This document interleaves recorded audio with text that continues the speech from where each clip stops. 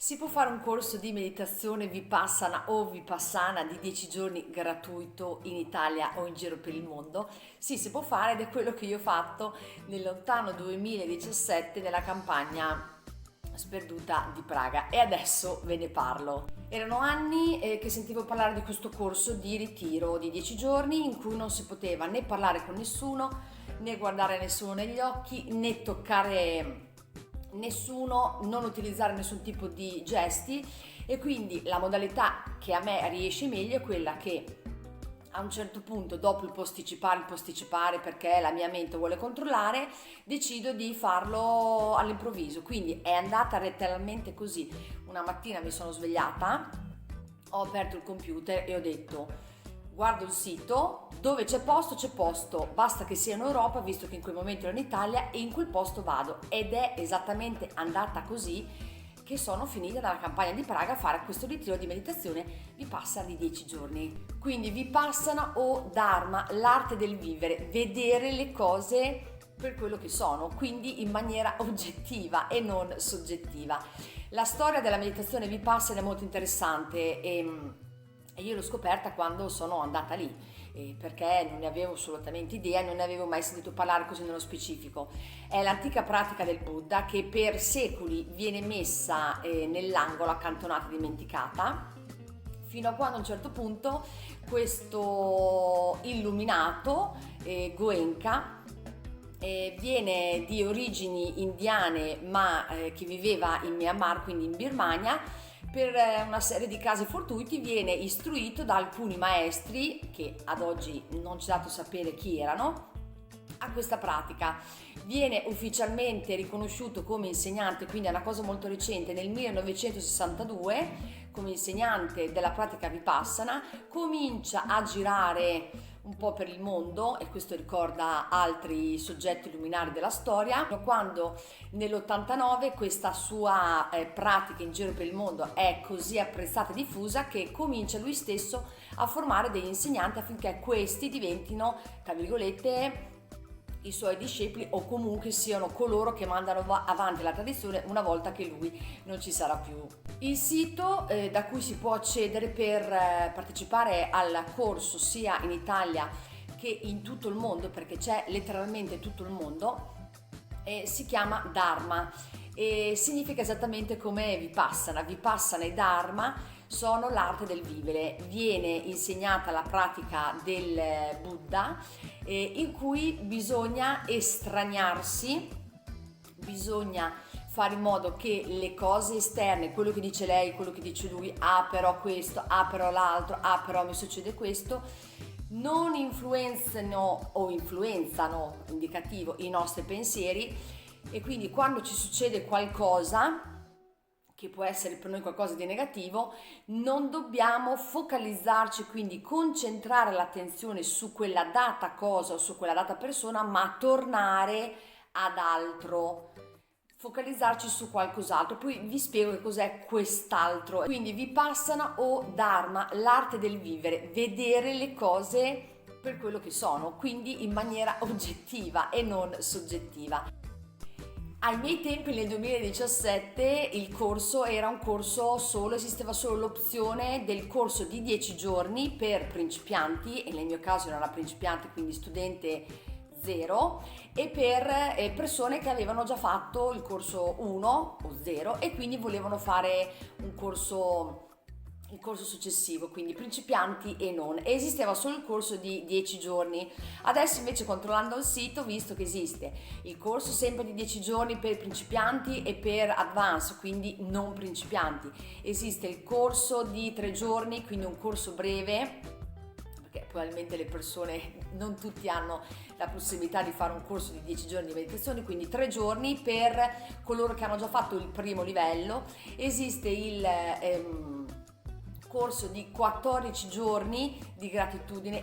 Esiste, scusate, la possibilità, una volta fatta la prima, diciamo, il primo corso di 10 giorni, quindi non essere più principiante, di partecipare all'interno dei corsi di meditazione sempre sparsi per il mondo come volontari. Quando si va sul sito Dharma, quello che si vede è la suddivisione dei centri o non centri, ovvero centri sono quei luoghi fisici che sono sempre che esistono e svolgono altre attività indipendentemente dalla meditazione vipassana o vipassana. Invece ci sono tutti quegli altri non centri, ovvero sono luoghi che nascono specificatamente per creare i corsi di meditazione. Quindi il sito è veramente molto molto facile, molto intuitivo. Quindi si decide che si vuole andare, si decide per continente.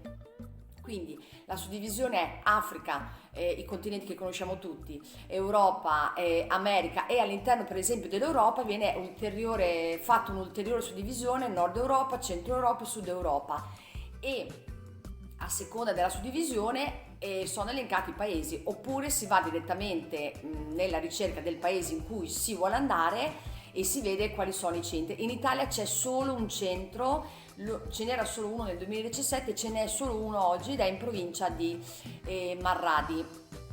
Nel mio caso, per esempio, la ricerca che avevo utilizzato era quella di guardare in Europa i posti in cui si stavano per aprire le iscrizioni. Tutto viene svolto in forma gratuita, vuol dire che gli insegnanti, che possono essere 3, 4, 5 a seconda del numero di studenti che in quel blocco 10 giorni o in questo caso 14 giorni si iscrivono, sono tutti su base volontaria.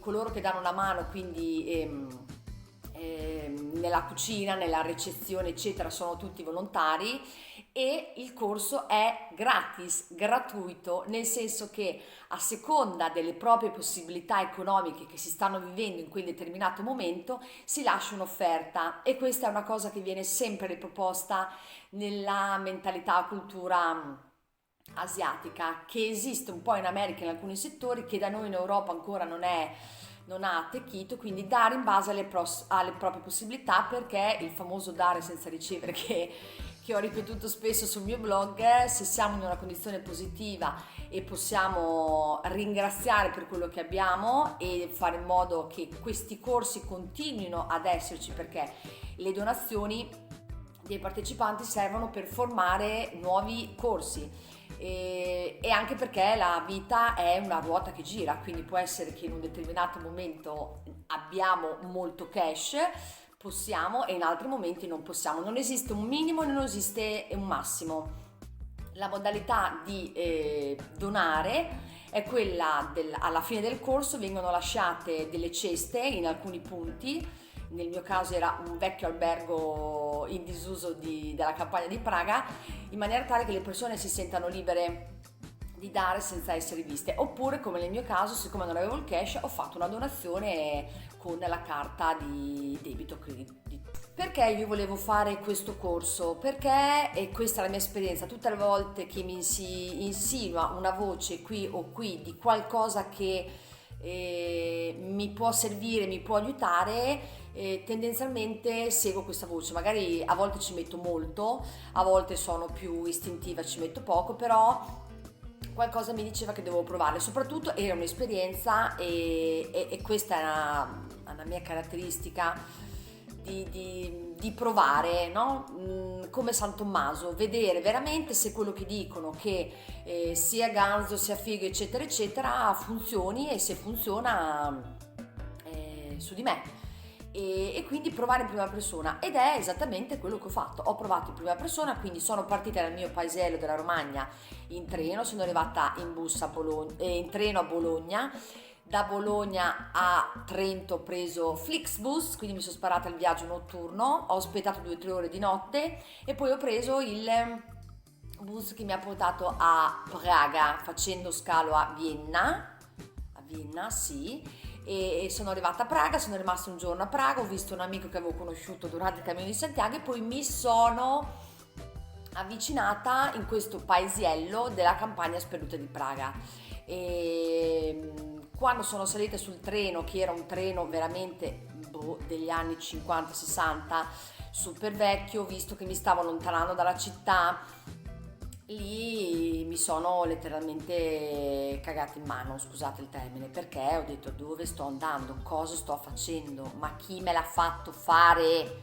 Quando ci si iscrive, lo staff volontario del corso e dice che bisogna arrivare la sera prima del giorno 1 e che nel caso in cui qualcuno ci sono diciamo, i posti di arrivo, quindi la mappa del luogo nel caso in cui uno arrivi col mezzo proprio, oppure chi arrivava, come nel mio caso, col trenino degli anni 60 o col bus, che sempre nel mio caso stazione dei bus e stazione dei treni coincidevano, i volontari sarebbero venuti a prendere i partecipanti al corso. Quindi quando ero sul treno ho pensato di vedere se potevo intercettare qualcuno sul vagone che come me stava andando al corso. A parte le ultime fermate in cui il treno si è letteralmente riempito, le ultime fermate rispetto a dove dovevo scendere io, e il treno era praticamente vuoto. Un'altra mia caratteristica, e questa era la paura, che io sono arrivata in netto anticipo perché ho detto se mi perdo, se sbaglio, anche perché le scritte di inglese non c'era assolutamente niente. Erano anni in cui non si poteva all'interno dell'Unione Europea utilizzare il proprio numero quando si era all'estero per chiamare a casa senza spendere o vendere sul rene, per cui io ho detto dove sto andando, non sono in contatto con nessuno, anche perché quando si entra per 10 giorni non si può non si possono ricevere chiamate, cioè questa cosa che sta riprendendo viene assolutamente requisita. Quindi quando sono arrivata alla destinazione, alla fermata dove dovevo scendere, ed è stato bellissimo, me lo ricordo esattamente come fosse oggi, ho visto proprio tutte queste persone scendere che nel momento in cui sono scese dal treno si sono guardati intorno e ci siamo riconosciuti, e infatti i volontari del corso ci sono venuti a prendere e ci hanno portato in questo albergo degli anni 80, quindi in disuso dagli anni 80, che veniva utilizzato per il turismo sciistico fuori dalla campagna di Praga. Struttura vecchissima, super dell'est, architettura dell'est. La cosa bellissima è che era tutto immerso in un bosco, e quindi da brava italiana, no, che deve sempre rompere un po' le bolse per l'architettura, ho detto ok, dove sono? Aiuto, anche perché eravamo in pochi. Io sono arrivata forse alle 3:30 di pomeriggio e l'apertura, quindi la ricezione per l'arrivo era, mi sembra, dalle 4 alle 9:30 di sera. Nel momento in cui tutti i partecipanti, a parte i ritardatari per problemi vari, arrivano, viene fatto la sera, diciamo prima del giorno 1, viene fatto una sorta di briefing dai volontari in cui vengono spiegate per in generale quelle che sono le regole, le istruzioni, cioè quale sarà l'andamento dei 10 giorni di meditazione, quindi che dalla sera a mezzanotte non si può più parlare, non si può più guardare nessuno negli occhi, non si possono fare gesti, non si può toccare nessuno, vengono assegnate le stanze, nel mio caso erano tutte stanze doppie e io ero in stanza con questa ragazza e ovviamente ho scoperto alla fine, ci siamo scoperte alla fine chi eravamo, da dove venivamo, anzi con lei sono entrata dura giù pesa perché nel momento in cui siamo entrati in stanza, quindi verso le 10, lei non ha mai parlato, non ha aspettato la mezzanotte, cioè proprio muro. E uomini e donne sono divisi, quindi c'era un'ala dell'albergo dedicata, adibita solo agli uomini, e un'ala solo alle donne. Nella meditazione invece uomini e donne sono tutti insieme. Quando si esce, diciamo, all'aperto come i prigionieri, come i carcerati per i 15 minuti di, di ossigenazione o mezz'ora, quindi nei momenti liberi, uomini e donne sono sempre divisi, in questo caso c'era un giardino, avevano messo una rete, quindi ci si può vedere, ma sono divisi. E anche durante i pasti uomini e donne sono divisi. Nel momento in cui si arriva bisogna presentarsi, quindi carta d'identità che deve coincidere con il nome che si è dato quando ci si è iscritti online, viene chiesta la nazionalità eccetera, e la cosa bellissima che non è indicata nelle informazioni sul sito è che tutto quello che ci porta fuori, ma dico tutto, viene assolutamente requisito. Ovviamente sta alla nostra onestà e quindi io l'ho visto in prima persona, quindi il cellulare lo posso tenere? No, assolutamente. E il libro? No.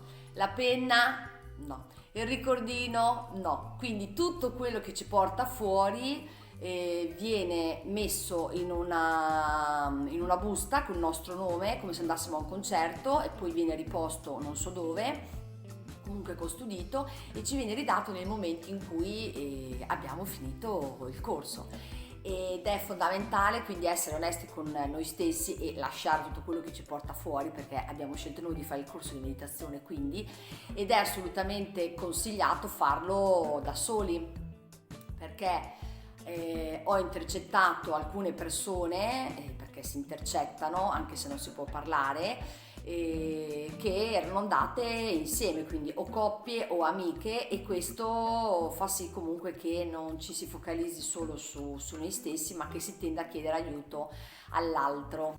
I posti che vengono assegnati sui cuscini, esattamente come sono a sedere adesso, e quindi nelle due zone dedicate alla meditazione, che sono miste. Nella meditazione uomini e donne sono misti e i posti vengono assegnati in base all'arrivo, quindi io, siccome appunto ho sempre una gran paura di perdermi, di arrivare in ritardo, di qualcosa che non vada, arrivo in anticipo e sono stata piazzata letteralmente in terza fila, quindi c'è una fila di meditanti, il passaggio, una fila di meditanti e il palco dove ci sono gli insegnanti. Gli insegnanti di solito sono tre, a volte sono due, ma tendenzialmente sono tre, e quando si inizia a meditare gli insegnanti sono gli unici che parlano poco e che danno le informazioni e le istruzioni di che tipo di meditazione bisogna fare. Nel caso in cui invece una persona abbia problemi fisici, perché bisogna stare x ore senza un appoggio dietro,